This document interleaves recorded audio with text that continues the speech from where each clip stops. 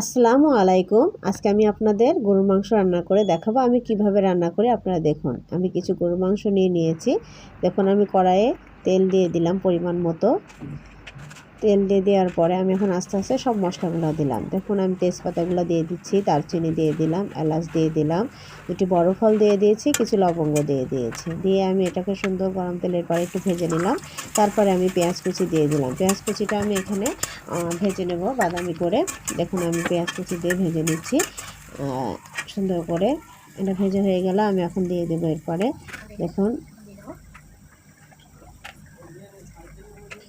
এভাবে গরুর মাংস রান্না করলে খেতে বেশ ভালোই লাগে। আমরা সবসময় যখন প্রেশার কুকারে দিব না তখন আমরা এইভাবে রান্না করি। দেখুন আমি জিরা বাটা দিয়ে দিলাম 1.5 চামচ, রসুন বাটা দিয়ে দিলাম 2 টেবিল চামচ, আদা বাটা দিয়ে দিলাম 1 টেবিল চামচ। এখন আমি সব পরিমাণ মতো দিয়ে দেওয়া হয়ে গেছে। আমি এখন মশলাটা কষিয়ে নেব। এখন আমি দিয়ে দেবো হলুদের গুঁড়া 1 টেবিল চামচ, মরিচের গুঁড়া দিয়ে দেবো 2 টেবিল চামচ। দিয়ে আমি এটা সুন্দর করে নেড়েচেড়ে কষিয়ে নেব। আমি এখানে ধনিয়া গুঁড়া দিয়ে দিলাম।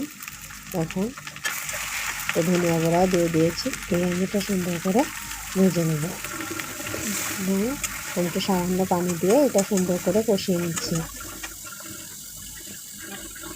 আমি এখন দিয়ে দিলাম স্বাদ মতো লবণ। আপনারা লবণ যেমন স্বাদ মতো পছন্দ করেন সে পরিমাণ দিয়ে দিবেন। তো দেখুন আমি সুন্দর করে নেড়েচেড়ে কষিয়ে নিচ্ছি। দেখুন তেলটা ভেসে এসেছে। এই পর্যায়ে আমি মাংসটাকে দিয়ে দিব। দেখুন মাংসটা দিয়ে দিচ্ছি। মাংসটা দিয়ে আমি সুন্দর করে নেড়েচেড়ে কষিয়ে নেব।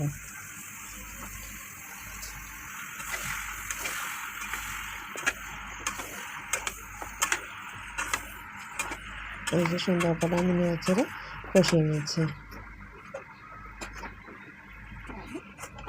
এখন আমি এটা ঢেকে দিয়ে কষিয়ে নেব। এটা পানি বের হলে আমি আবার সামান্য পানি দিয়ে আবার ঢেকে অনেকক্ষণ ধরে কষিয়ে নেব। দেখুন আমার কি সুন্দর হয়ে আসছে। প্রায় পানি দিয়ে কষিয়ে আমার হয়ে আসছে। এ পর্যায়ে আমি দেখুন আমার হয়ে গেছে। আমি তেলটা ভেসে আসবে। আমি নামিয়ে পরিবেশন করব। দেখুন আমি নামিয়ে একটা বাটিতে পরিবেশন। ধন্যবাদ সবাইকে।